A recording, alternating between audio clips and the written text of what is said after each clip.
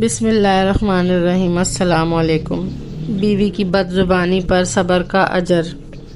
تالقان کے علاقے کا رہنے والا ایک آدمی جس کو شیخ ابو الحسن خرقانی رحمۃ اللہ علیہ کی زیارت کا بے حد شوق تھا، راستے کی دوری اور سفر کی مشکلات کا خیال آتا تو خرقان جانے کی ہمت نہ پڑتی۔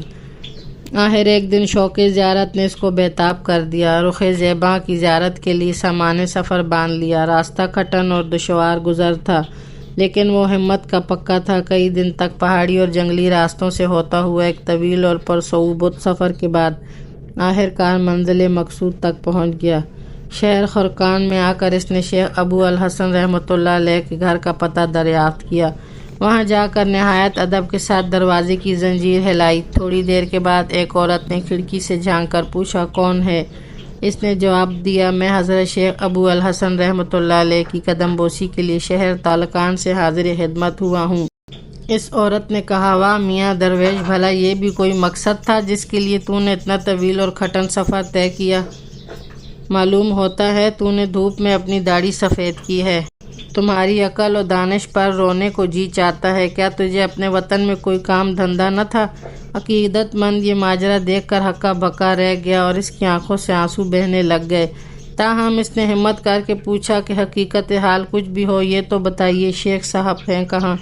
چونکہ وہ عقیدت کا ہاتھ تھام کر آیا تھا اس لیے خاموش رہا۔ عورت نے جواب دیا، ارے وہ کہاں کا شیخ خرشا بن گیا، اس نے تو دھوکے کا جال بچھا رکھا ہے، تجھ جیسے احمقوں کو اپنی ولایت کے جال میں پھانستا ہے۔ اب بھی وقت ہے، جہاں سے آیا ہے الٹے پاؤں واپس چلا جا، ورنہ اس دغاباز کے چکر میں پھنس کر تباہ برباد ہو جائے گا، نہ دین کا رہے گا نہ دنیا کا۔ وہ بڑا حضرت ہے، اس کی زبان اور آنکھوں میں ایسا جادو ہے کہ اچھا خاصا عقل مند بھی اس کے فریب میں آ جاتا ہے۔ بھلا نبی کریم صلی اللہ علیہ وآلہ وسلم اور آپ کے اصحاب رضی اللہ تعالیٰ عنہ کا یہی طریق تھا۔ ان جیسے لوگوں نے تو تقویٰ اور احکام شریعت کو پس پش ڈال دیا ہے۔ آج تو ایک حضرت عمر فاروق رضی اللہ تعالیٰ عنہ کی ضرورت ہے جو سختی سے ان لوگوں کا محاسبہ کرے۔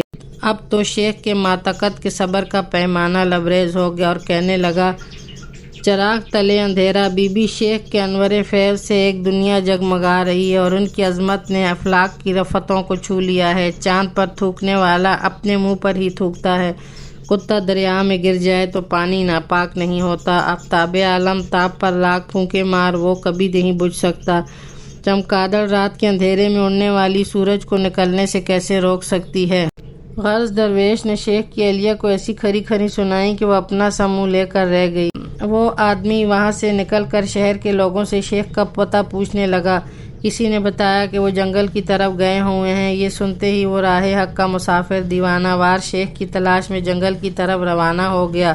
راستے میں شیطان نے اس کے دل میں وسوسے ڈالنا شروع کر دیے۔ سمجھ میں نہیں آتا آخر شیخ صاحب نے ایسی بیہودہ بدتمیز اور زبان دراز عورت کو اپنے گھر میں کیوں رکھا ہے؟ عجیب معاملہ ہے یہ، میاں بیوی آپس میں کس طرح زندگی گزارتے ہوں گے؟ ایک آگ ہے اور دوسرا پانی، ان مجموعہ ازداد میں محبت کیسے ہو سکتی ہے؟ ایسے وسوسے آتے بیچارہ گھبرا کر لاہول پڑتا اور کانوں کو ہاتھ لگاتا۔ شیخ کے بارے میں ایسے خیالات کو دل میں جاگزیں کرنا نادانی ہے۔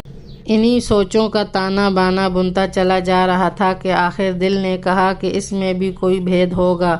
وہ انہی خیالات کی دنیا میں گم تھا کہ اس کی نظر ایک شخص پر پڑی جو شیر کی پیٹھ پر اس شان سے سوار تھا کہ پیچھے لکڑیوں کا گڈھا لدا ہوا ہے اور ہاتھ میں سیاہ سانپ کا کوڑا ہے۔ عقیدت مند سمجھ گیا کہ یہی حضرت شیخ ابو الحسن خرقانی رحمۃ اللہ علیہ ہیں۔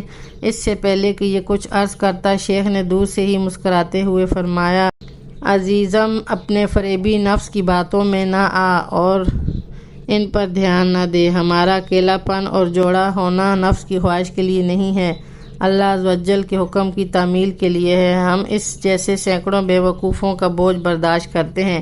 یہ گفتگو میں نے تیری خاطر کی ہے تاکہ تو بھی بدخو ساتھی سے بنائے رکھے۔ تنگی کا بار ہنسی خوشی برداشت کر، کیونکہ صبر کشادگی کی کنجی ہے۔ اللہ تعالیٰ نے مجھے یہ بلند مقام اپنی بیوی کی بد زبانی پر صبر کرنے کی وجہ سے عطا فرمایا ہے۔ اگر میں اس کی ہرزہ سرائیاں برداشت نہ کرتا تو یہ شعر میرا متی کیسے ہوتا؟ اگر میرا صبر اس عورت کا بوجھ نہ اٹھا سکتا تو یہ شعر میرا بوجھ کیسے اٹھاتا؟ فائدہ انسان کو ہر حال میں راضی برضائے الہی رہنا چاہیے اور صبر شکر سے کام لینا چاہیے۔ صبر کرنے سے ہی اعلیٰ مقامات عرفان حاصل ہوتے ہیں۔ اللہ حافظ۔